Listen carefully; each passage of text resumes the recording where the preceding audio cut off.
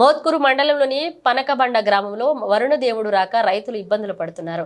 వర్షం రావాలని కప్పుకావుడు గ్రామ మహిళలు ఆడుతున్నారు. ఈ కార్యక్రమంలో కార్పూతుల మంజుల, రాధారపు కల్పన, రాధారపు పార్వతమ్మ, పొన్నెబోయిన కమలమ్మ, అలాగే బత్తిని సంధ్య, సుధగాన మంజుల తదితరులు పాల్గొన్నారు.